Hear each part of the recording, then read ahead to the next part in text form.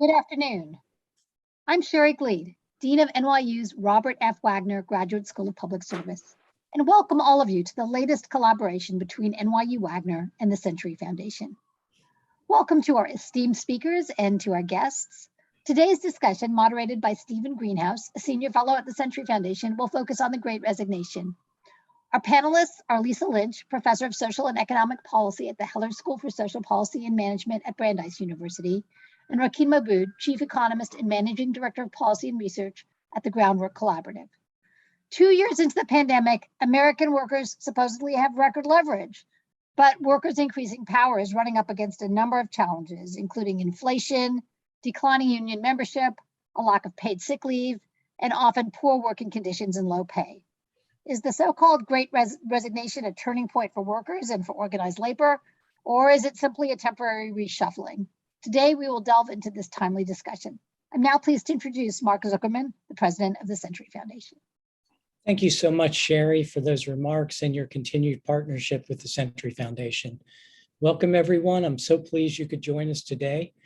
For those of you not familiar with the Century Foundation, we're a progressive, independent think tank that drives policy change to improve people's lives. We pursue economic, racial, and gender equity in education, healthcare, and work.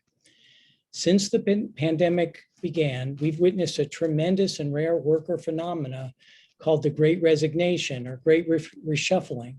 Workers are increasingly standing up, demanding better pay and more respect at work, and in many cases, even leaving their jobs. Whether this is a watershed moment for workers remains to be seen. But that's why we're here today, to explore how to take the momentum and turn it into lasting change, how to replicate the inspiring worker wins we've seen at Starbucks stores and Amazon in our own backyard, and bring them to workers of all types all across the country. It's no exaggeration to say that Steve Greenhouse is the father of modern labor journalism. Before joining TCF, he was a reporter at the New York Times for 31 years, spending his last 19 years there as a labor and workplace reporter. He is the author of the book Beaten Down, Worked Up, The Past, Present, and Future of American Labor, and The Big Squeeze. Steve has a firsthand view of every significant labor issue in the past 3 decades, so he is perfect to help us understand what's happening in the country at this moment. Steve, over to you. Thank you, Mark, for that kind introduction. Thank you, Sherry. Thanks for the sponsors of this event, the NYU Wagner School and the Century Foundation. Really looking forward to this discussion with Rakeen and with Lisa. And the Great Resignation is an extraordinary time in American economic history. In recent months, around 4 million workers a month have quit their jobs. That's a record in American history. That shows that many workers are frustrated. They want to find better jobs elsewhere, better pay elsewhere. And as Mark was saying there, and Sherry was saying, there is an extraordinary amount of worker leverage right now. And some people call this the Great Resignation. Some people call it the Big Quit. And there are many, many other names. Rakeen and Lisa, I wanted to begin by asking, what are your general thoughts about the Great Resignation? And do you think the Great Resignation is even an appropriate, accurate term to describe what's going on? Start with Lisa. Well, good afternoon, everyone. One of my hopes of our conversation today is that by the end of it, maybe we will retire the phrase, the Great Resignation, because I think it really doesn't do justice to everything that we see going on out in the labor market. As Steve said, we've certainly seen a dramatic increase in the number of workers who are quitting their jobs. But at the same time, we're also seeing a lot of hiring by employers. And that quit rate behavior is not uniform across the economy. We see it particularly concentrated in the retail sector, in leisure and hospitality.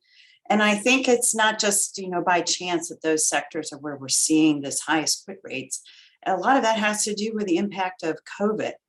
But even before COVID, we saw some interesting behavior. We saw folks in the United States, the Gallup organization does polls about people's sense of the availability of good jobs.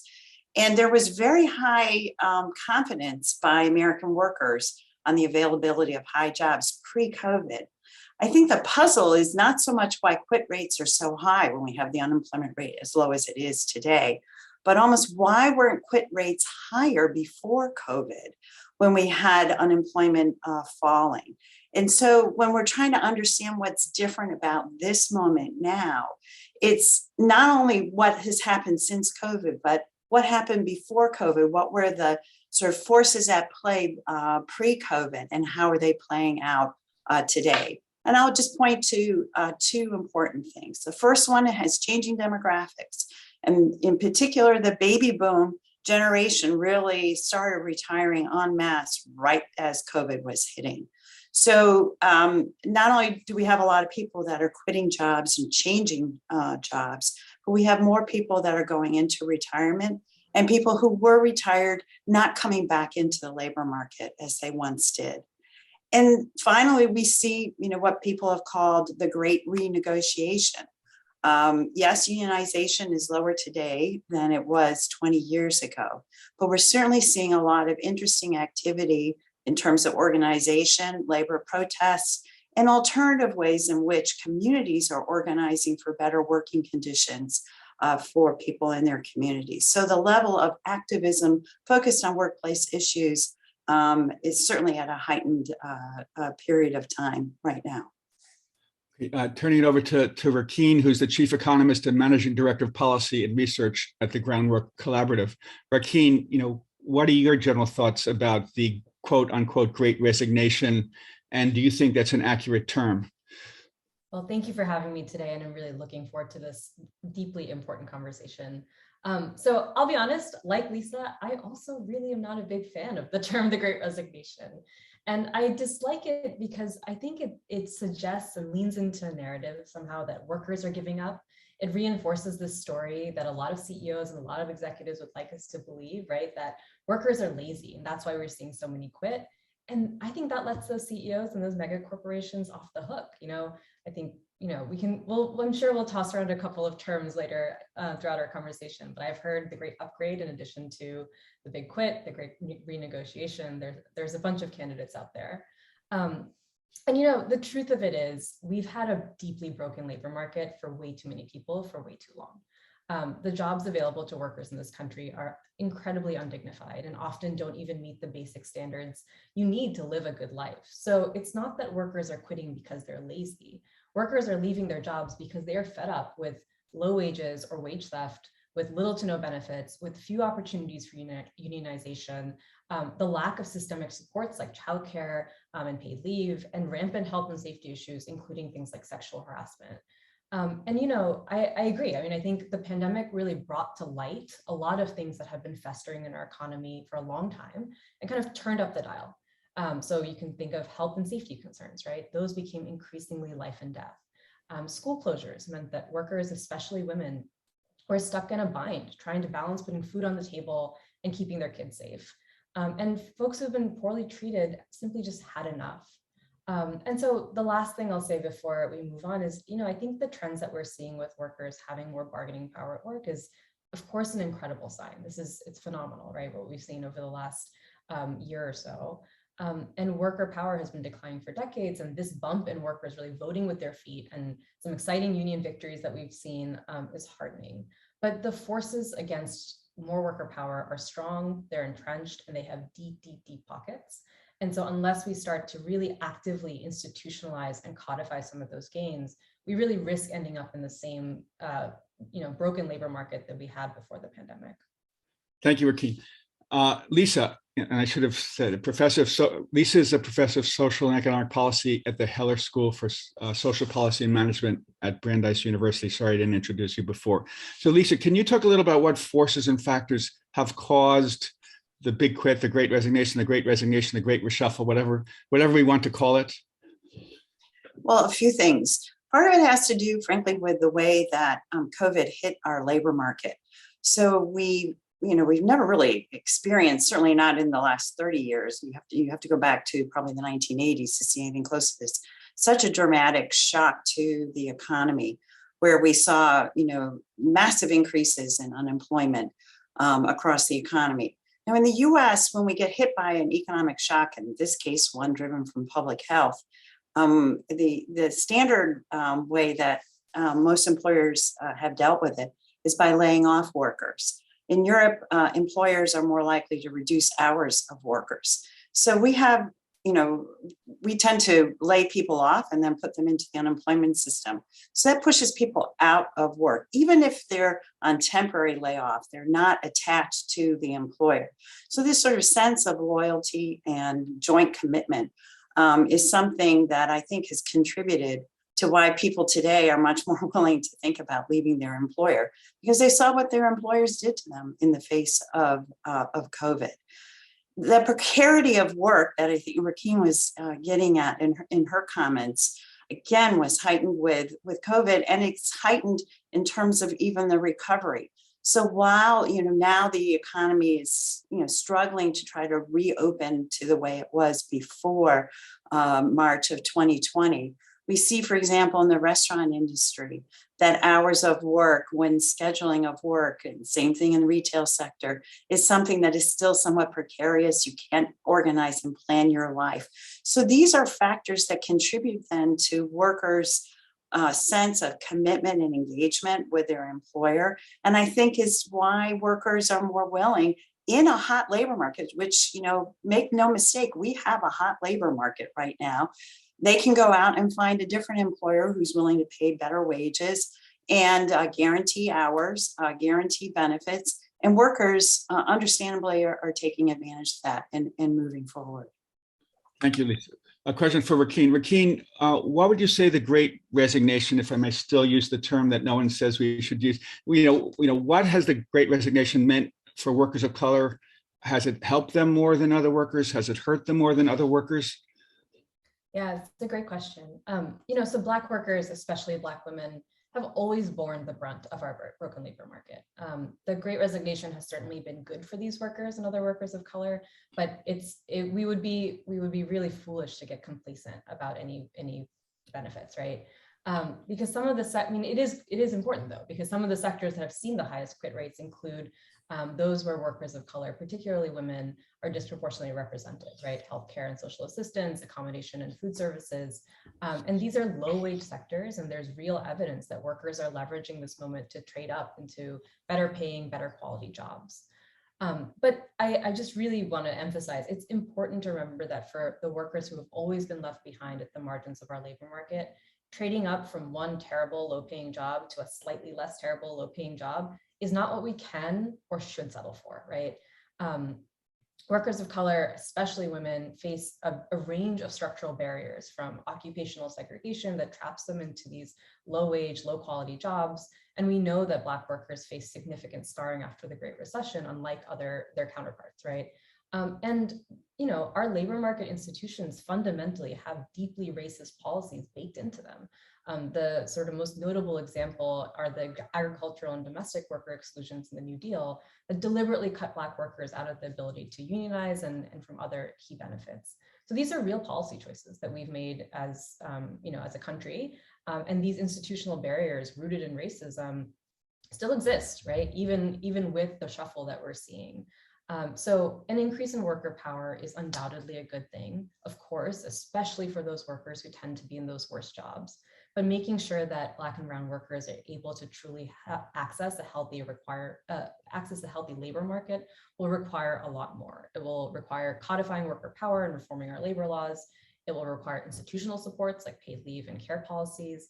And it will require, I think, for us to measure our labor market health in a different way and look beyond some of those aggregate statistics and focus on, the markers that really hone in on how are Black and brown workers doing, how are women workers doing, how are workers with disabilities doing. Thank you, Rakeen.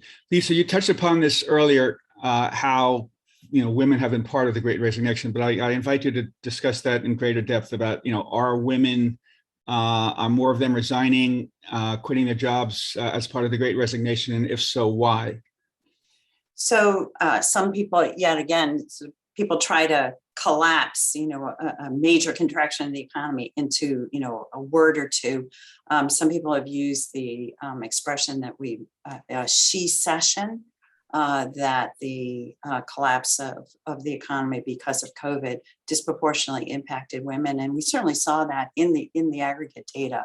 But men as well lost their jobs, making no doubt about COVID hit across the economy.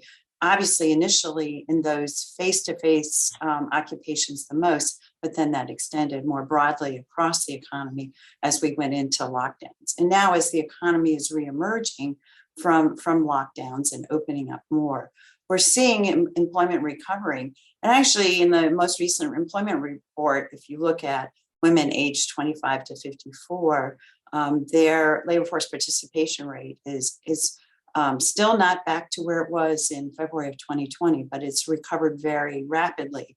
And some have labeled that the she recovery. But as Rakeen was pointing to, you have to move away from the aggregate statistics and look within them.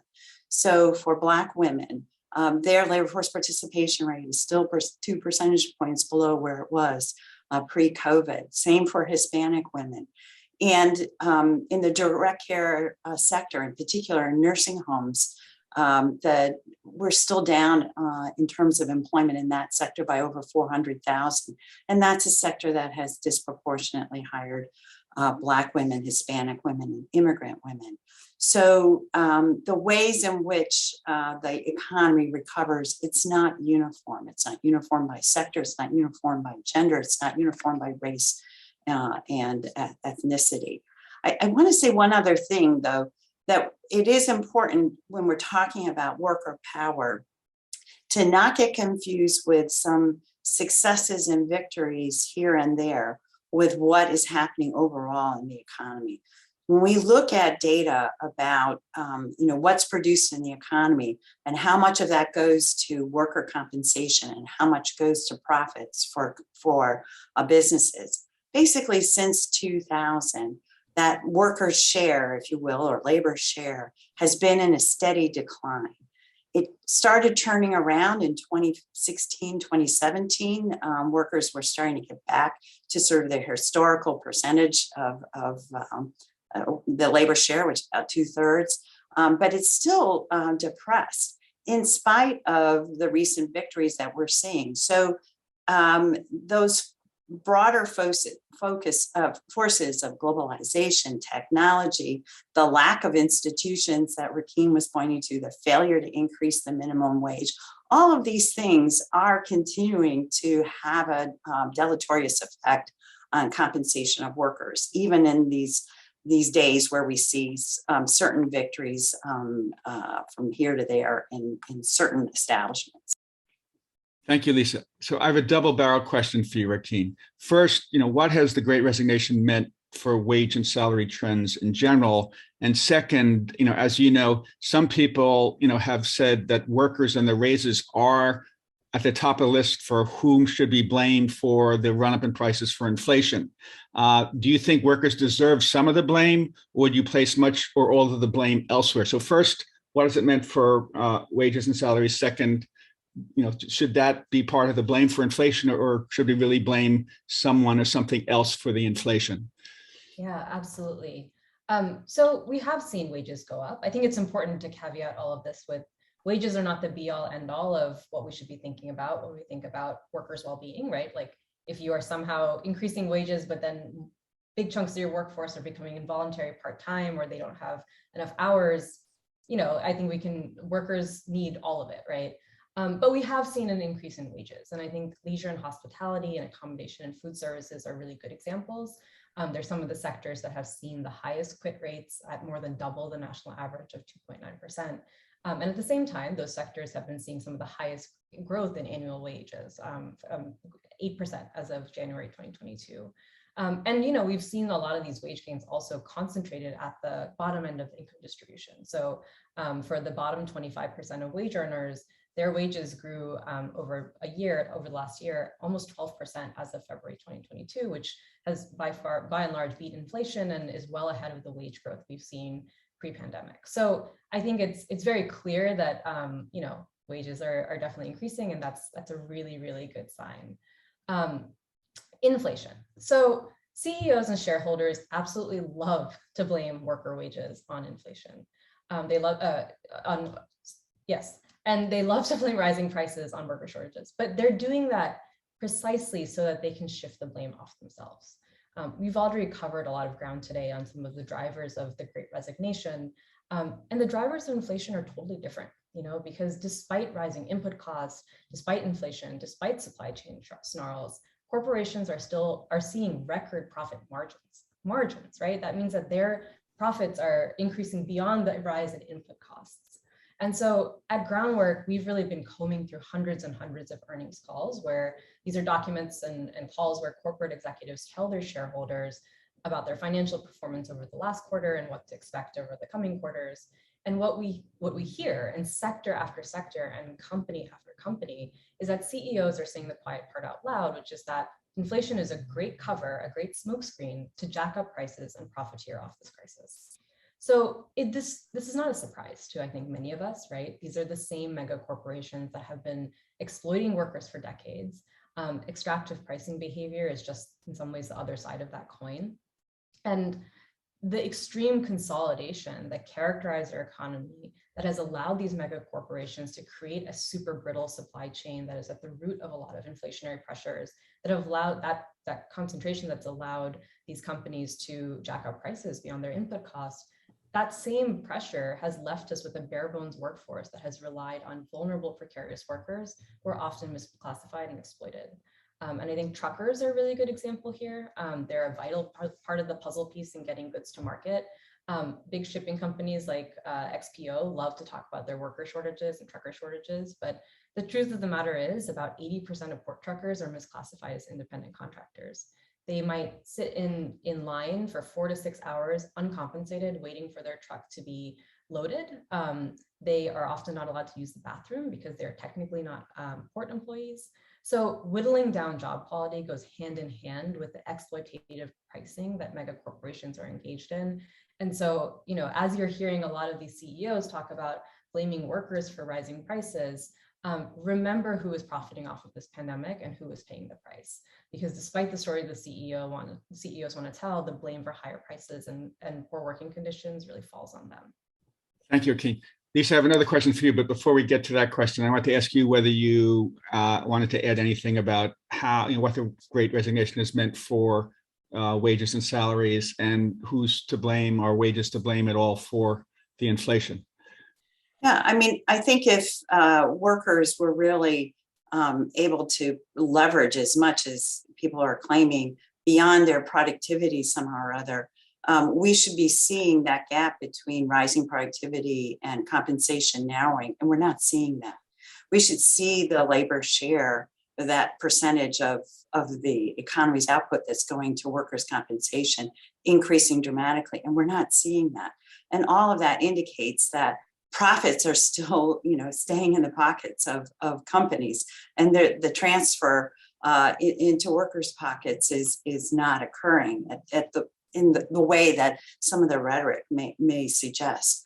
I want to highlight another aspect of concern beyond the what Rakeen talked about with the ways in which companies have organized supply chains, and was hinting at in terms of concentrations of market power in particular sectors, and that has to do with training.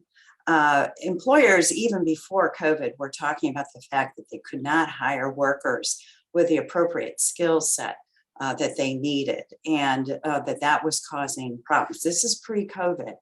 And, it begs the question, well, why aren't employers actually doing the training like they used to do the training? Why is training as well yet another thing that's being put on the shoulders of workers to be able to undertake, rather than an investment that employers are willing to make in workers? And I think this is very dangerous for our economy, that we're not in this kind of social compact together of workers and businesses supported by government in thinking about ways in which we invest jointly in each other to raise productivity, to make sure that people have the skill set that they need for the evolutions and changes in jobs. And in particular, with COVID, with everything that we saw with Zoom technology, like what we're doing right now, it also highlighted the extent of the digital divide in our economy. So while low-wage workers may be getting increases in pay, we also know that low-wage workers who can't bridge that digital divide are going to be left behind. And so what is it that we're doing to bring their skills along so that they're able to participate more broadly in our society? Thank you, Lisa.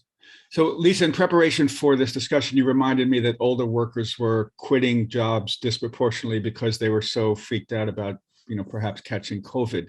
Can you talk a little about how older workers, fit into the general Great Resignation picture? And now that COVID is hopefully, in theory, receding, will a lot of these older workers come back to the job market, or will they say, forget it, I've retired for good? Now, it's interesting to compare what we are going through now with the COVID recession and going back to the Great Recession back in 2008 and 2009, and think about what happened to older workers in those two different recessions, clearly dramatic shocks to our economy.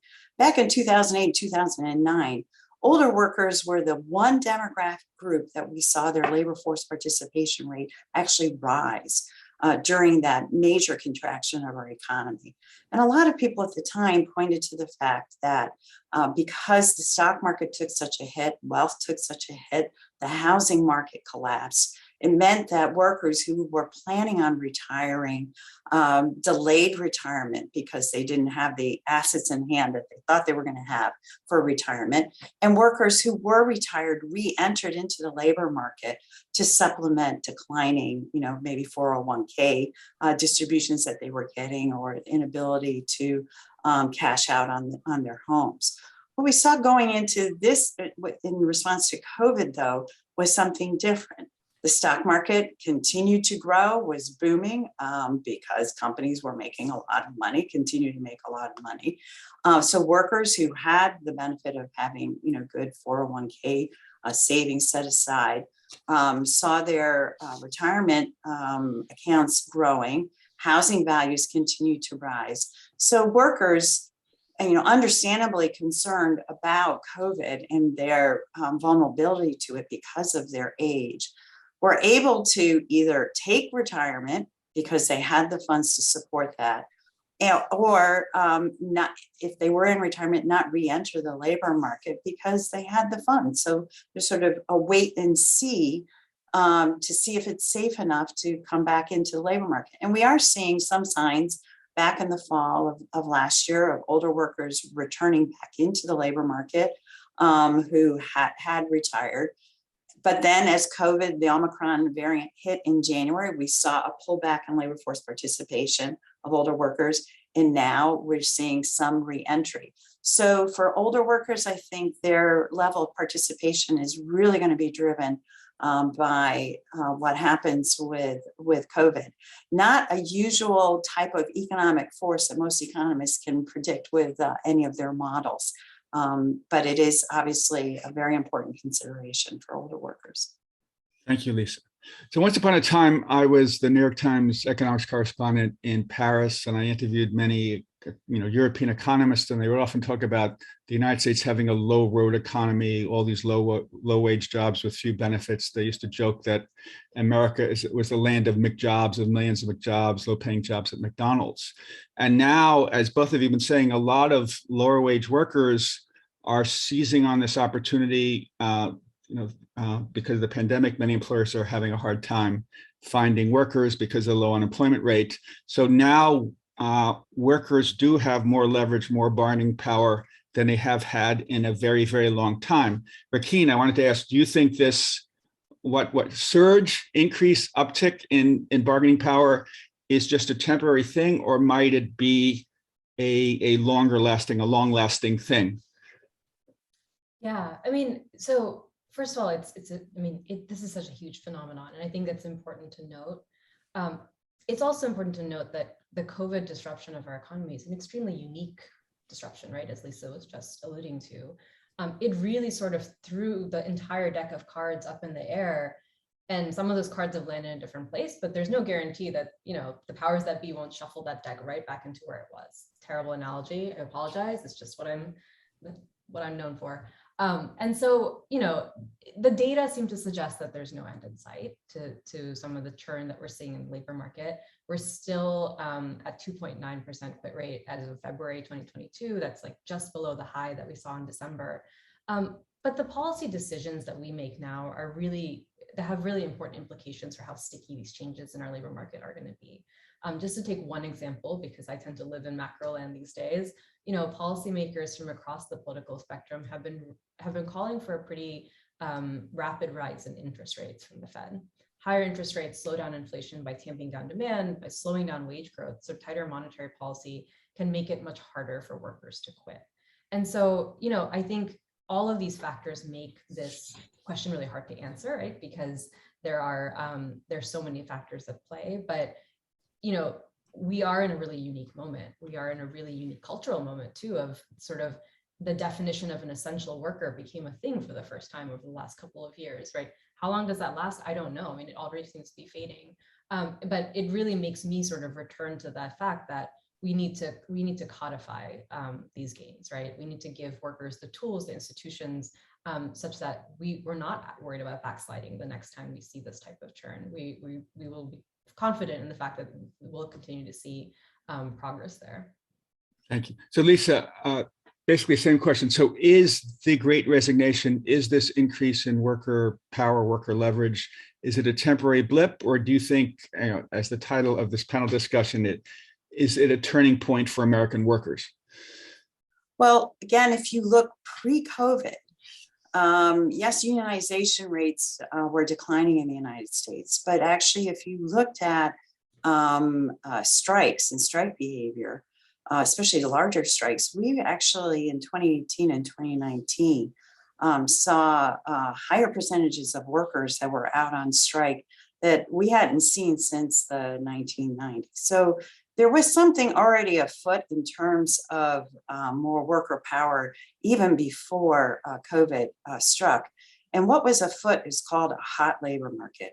There's nothing like being in a situation in which employers have to negotiate hard in order to recruit new workers in to give workers more bargaining power. We saw that already starting to manifest itself in 2018 and 2019. And now we had both a very sharp collapse of our economy, but we had an equally sharp recovery in our economy. Some of you may remember economists were trying to pick what letter of the alphabet was going to describe how our economy recovered. Was it going to be a V, a W, an L, a swoosh? And we really had a V recovery in our economy. But when you have such a sharp increase in output and employers were able to respond, it has given workers leverage. So the key now is how workers build off of that leverage. And I would say that we have a institutional labor organizing framework that was designed for a mid-20th century economy that really is not very useful for the way work is organized today. And I would say even more so with more people working in hybrid situations where they're sometimes at a physical workplace and then other times at home. And that requires some new thinking and support to make sure that workers, as they're trying to negotiate, don't have to negotiate one by one, but have the ability to actually negotiate as a group. Thank you. So Rakeen, I want to follow up with you. So we've discussed this increase in worker power that exists right now. How can workers and unions and worker advocates and foundations use or seize on the Great Resignation, this surge in worker power, this low unemployment rate, to build worker power in a more longer lasting way, and win concrete improvements? Yeah, and something that's really struck me over the course of this conversation is, these issues. I mean, the issue of worker power is often sort of talked about as a standalone thing, but it's not, right? It is fully and utterly entangled with the way we have set up our economy, the way we have empowered corporations and disempowered workers. And so there are some pretty easy, not easy, there's some obvious answers here. I mean, I would love to see worker advocates and all of us to be urging lawmakers to finally pass the PRO Act, which fundamentally improves worker rights. It provides regulators with more power that they desperately need.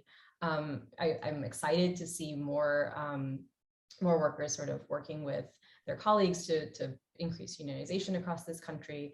But of course, that has to happen alongside other fundamental investments, long overdue investments in our economy. Workers are not just workers, they're whole people. And so if you are a parent, you need care, you need paid leave, you need reliable hours and predictable scheduling. So that's by no means an exhaustive list, but I think we really need to think expansively about the types of interventions that are necessary for a real, entrenchment of the kinds of gains that we're seeing in this moment. So a question for either of you. So, at the moment, we're all aware that there's this huge unionization victory at Amazon and Staten Island. There's this wave of unionization at Starbucks. First REI was just unionized in Manhattan. An hour ago, the Communication Workers of America announced that the first petition for unionization election at an Apple retail store in Atlanta. So is this wave of excitement about unionization, is that at all related to the Great Resignation, the lower unemployment rate, or is it kind of independent of it? I'll jump in because I want to add one other group where you're seeing a lot of unionization efforts, and that's higher education. Grad students, adjuncts, yes. But which I think just highlights, and all of think of, Steve, the sectors that you just described. Not a single one of those places you were talking about unionization was a car factory, a manufacturing plant. These are all different types of workplaces. And it reflects, sort of where a lot of work onshore is currently the types of industries and employers in the United States today in the 21st century. And yet we still have a whole process in terms of how you think about organizing people that assumes that people are working in large-scale manufacturing plants, as opposed to working for a single employer, but in very small places scattered about the city. Or for that matter, in higher education, multiple colleges and universities within a city. But each one of them needs to organize separately under our current labor law, and that's something that has an impact in terms of how successful and how rapid this rollout of unionization can be, and the numbers of people that can be involved in it. And then it has, even more importantly, implications in terms of that first collective bargaining agreement. When you're in a very small, like a Starbucks, I don't mean to pick on Starbucks, but in a small Starbucks shop, you're in a very small employment site. How are you going to negotiate through that first contract? So, I think that, this is the new state of the world, and we need some new ways of thinking about how to support workers in particular as they're trying to leverage and negotiate with a 20th century framework in a 21st century environment. Thank you, Lisa. Rakeen, before I turn to another question, do you have anything to add to what Lisa said about how to seize this moment? No, I think Lisa covered it really well. The only thing I'll add is, let's focus on workers and making sure that they have the tools to be able to meet the demands of a modern labor market. The other side of that coin is really tackling corporate power head on, right? And making sure that these companies are being taxed fairly, that they are complying with, strict and better regulation, that they are, not violating health and safety practices. It's both sides of that coin. We have to address both, and the public sector has a pretty critical role to play here in structuring that power dynamic that we have in our economy. So I want to ask both of you the same final question. Take about 2 minutes apiece, please, before we do audience Q&A. So if you were a philosopher king or philosopher queen and could choose any policies you want, what would you recommend be done, if anything, to build on, follow up on the Great Resignation where we are right now? Start with Lisa and then Rakeen. I'm a big believer in democratic republics, so I not too keen to be a king or a queen in this conversation. And I would be doubling down on democracy. You know, it's really important to give workers voice, and that voice is under a lot of pressure, even with a low unemployment rate. So how do workers have voice? They have voice because they have a skill set that's in demand. We've seen that play out right now. So we need to be helping workers get the skills that they need in order to be that hot individual. And it's not just a, something, this gets imposed on workers want to have skills. They want to be able to be of value in the workplace. This highlights, Rakeem was saying early on, it's not that workers are lazy and want to withdraw from the labor market. People want to work, but they want to work with dignity. They want to work with an employer who values them, who's going to invest in them, just as they as a worker are investing in the employer. And that means skill development. It means sick leave. It means dignity at work. It means being able to work free from harassment. It means having a full set of benefits so that when other family members get ill, they actually don't have that worry about how they're going to pay for that. And it means having access to quality childcare so that when a parent goes to work, that they're not worried about what's happening with their child and they can focus on what's happening in the workplace. So all of these things are interconnected. The underlying theme is we need to be jointly investing in each other and caring about the whole person in order to have this economy to continue to grow in the ways that I think we hope and wish it would. Thank you. So over to you, Rakeem. So if you were not a benevolent despot, but a benevolent, democratic, all-powerful ruler, how would you build on this moment policy-wise? Yeah, I mean, as we've talked about today, this is a big problem, right? This is a wraparound set of issues that we're talking about. And so rather than list off a million policy ideas that I have, and I'm sure all of us could add to it, the framework that we use at Groundwork that I always find really useful is threefold, right? First, increase public power. And we define public power really broadly, which includes tenants associations, unions, any kind of sort of people-powered movements. So think about what are the policies that would really strengthen some of this collective action that we've been seeing and empower more workers to engage in some of that collective action to have agency in their work lives, but also in their full lives, right? The second is curb corporate power. What are the set of issues that really, place a real check on the outsized corporate power in our economy?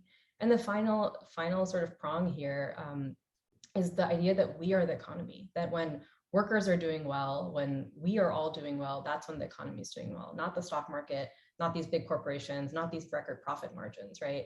And so what are the policies that we need to make sure that people are really centered in our economy, then have the supports and the policies that they need to live a good life? And I think those three sort of that paradigm is really helpful for me in kind of thinking through what are the types of policies we should be prioritizing, especially as we want to encourage everyone here to be able to live a dignified life and to work with dignity. Thank you.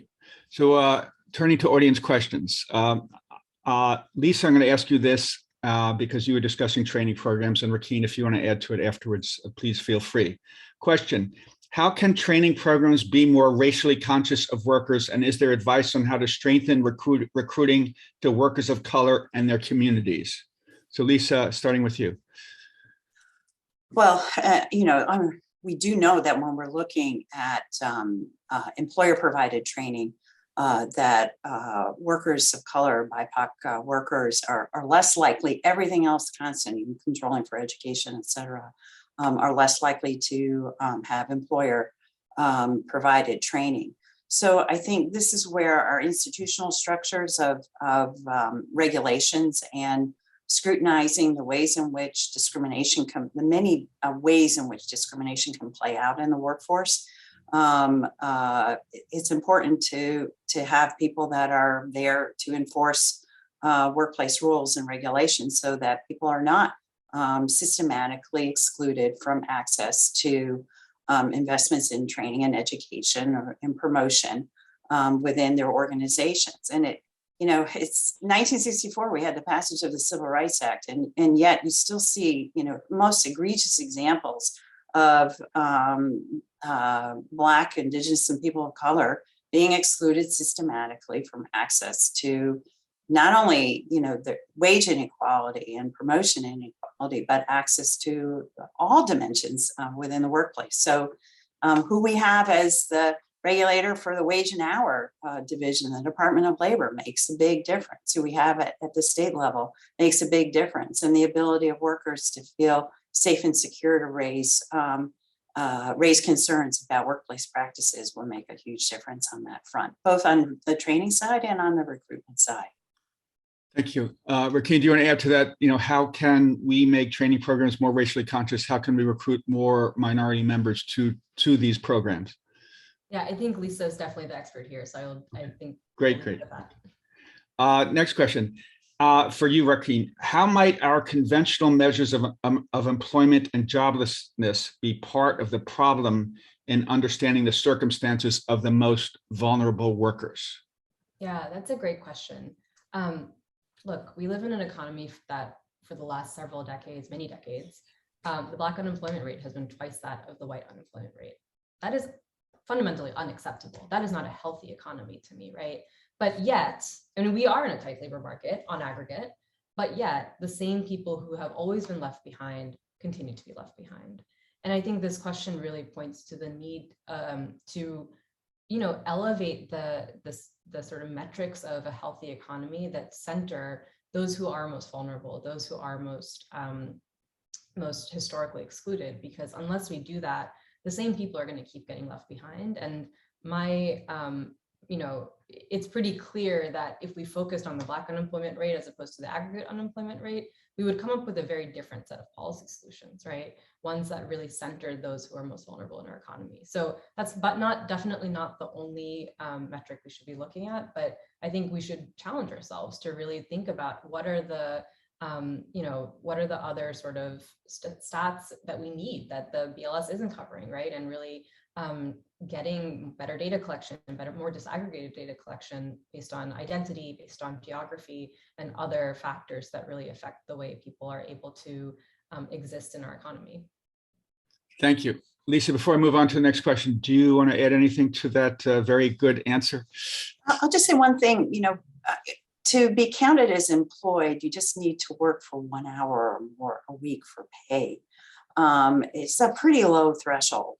And when you're thinking about what happens to people that are in more precarious work, and in particular in some of the sectors that were hit the hardest by COVID, many of those folks were folks that were not working in full-time jobs with regular hours, but they were working in multiple part-time jobs. Because that's the only way they can get, if you can't get the income on the basis of the hourly wage rate because you're being paid such low wages, and yet you're still trying to pay the rent in a high cost city, let's say like New York, then you're going to just have to work a lot more jobs. So the BLS does report multiple job holding, but I think we need supplemental surveys to also bring out the stories of how people, it's not like they're doing these multiple jobs just because they like to do multiple jobs. It's to bring home sufficient income. And that has a whole set of extra burdens on those individuals who have to manage different schedules from different employers, not necessarily have benefits. And that's a kind of nature of precarity that would be helpful to have much more information on. Thank you, Lisa. So another audience question, and this for Lisa. Do you see similar trends and data regarding the Great Resignation in other countries? So different countries have had COVID play out in different ways, also on the basis of the ways in which countries managed COVID. And so it's hard to kind of do that apples to apples comparison across countries, but we certainly did see, for example, in some European countries where when COVID hit, they ended up not laying off workers, but just reducing hours. And then as they were able to recover, then increased hours. and when workers had reduced hours, they had funds already set aside that would be able to top up their income. We saw less disruption in terms of this churning that we see in the United States. And I think that's probably the single most important difference in terms of how COVID hit and then recovered in the labor market, is this extensive labor market churn that we have in the US compared to, say, our European partners. Thank you. So final question from the audience, and you discussed this a bit already, Lisa, so I'm going to address this to Rakeen. Whose responsibility is it to provide upskilling opportunities for workers? Is it the responsibility of employers, the public university system, mommy and daddy? Whose responsibility should that be? Rakeen? And then Lisa, if you want to add. Yeah.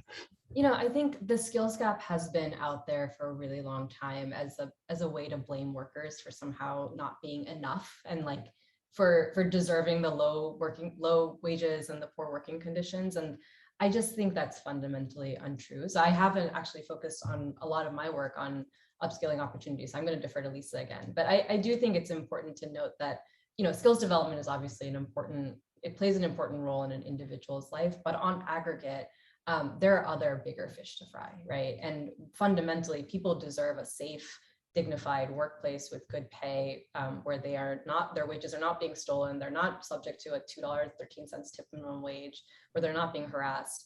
That I think is deeply the responsibility of employers, and we need to really address some of these big structural problems in addition to upskilling. So I'll turn it over to Lisa on the skills piece.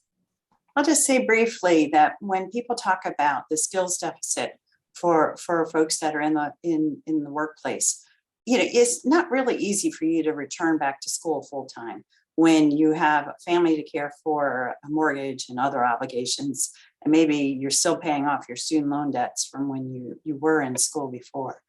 But we have not just a skills deficit, we have a time deficit for many workers in employment.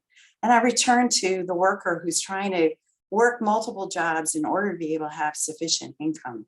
It means they're working a lot of hours. This is not somebody who's in a well-structured 35-hour week job, who knows the hours that they're working at, who then could go maybe and take some online courses in the evening. So if you have family responsibilities, you have multiple jobs, you're doing a lot of hours in order to have the income, when in the course of the day do you have the time to do this additional training? So that's why for me, I really think that we have to be putting much more of the onus on skills training on employers themselves, where employers are providing that training as part of the job that workers are getting paid for. Because otherwise, as Rakeen said, it's just going to be too easy to blame the worker for not getting the skills training. And it's like, so when in the course of a 24-hour day are they supposed to fit that in? Lisa, I totally agree. In my book, I wrote about this fast food worker who works 2 full-time jobs to support his family. And he's protesting for $15 minimum wage. And all these people come into him and say, well, if you want higher wages, you should go to college. So is he going to quit his jobs and go to college and somehow support his wife and 3 kids? Anyway, this has been a terrific discussion. A special thanks to Rakeen Mahbood and to Lisa Lynch and to the NYU Wagner School and the Century Foundation and everyone who has worked behind the scenes in making this discussion hopefully a success. And I should be clear, this event will be available on the Century Foundation and NYU Wagner websites within a week if you or your friends want to watch it. And lastly, thank you for joining. And to learn more about future events, visit tcf.org for the Century Foundation website or wagner.nyu.edu for their websites. I'm sure everyone's scribbling that down, but there's more information on the Eventbrite website and the Wagner and TCF website. So my name's Steve Greenhouse. Thanks for joining us. I'm sure that this discussion with Rakeen and Lisa was very enlightening. And I thank you both of you for your very smart insights. Thank you, everybody. Thank you, Steve. Thank you, you. Rakeen.